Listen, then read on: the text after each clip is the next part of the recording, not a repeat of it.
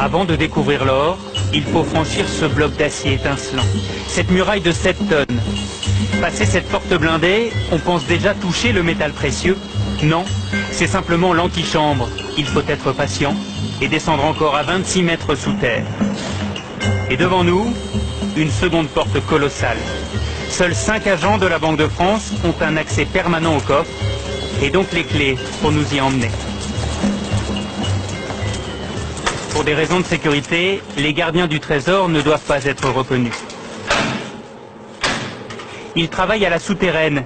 C'est cette chambre inaccessible où dort l'or de la France depuis 1920. Pendant 4 ans, 1000 ouvriers ont construit cette forteresse souterraine. Dans la souterraine de la Banque de France, l'or se présente sous 2 aspects. Vous avez la barre, elle pèse 12,5 kg. Cela représente à peu près 250 000 €. Et vous avez quelque chose de beaucoup plus léger, le lingot. Le lingot pèse 1 kg pour à peu près 20 ou 25 000 €. Et au total, 2500 tonnes d'or reposent sur ces étagères. Cela représente 54 milliards d'euros.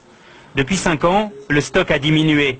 La France a vendu 500 tonnes d'or pour acheter des devises en dollars et en yens. Et alors, c'est quoi votre travail ici? On les manipule énormément. Nous sommes que 3 en France à le faire. Et ça vous fait quoi de manipuler de l'or? D'abord c'est beau, et puis c'est mythique. Il faut le voir, puis il faut l'entendre aussi, parce qu'on dirait du cristal. Vous voyez, c'est un son. Et tout cet or a bien failli être volé.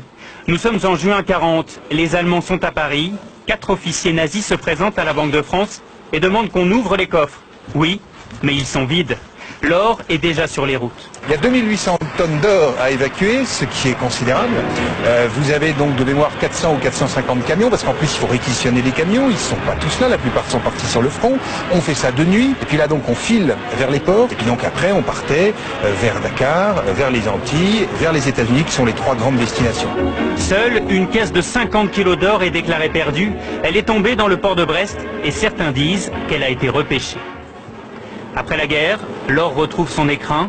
Aujourd'hui, avec ce stock de 2500 tonnes, la France est le 3e plus gros détenteur d'or au monde, derrière les États-Unis et l'Allemagne.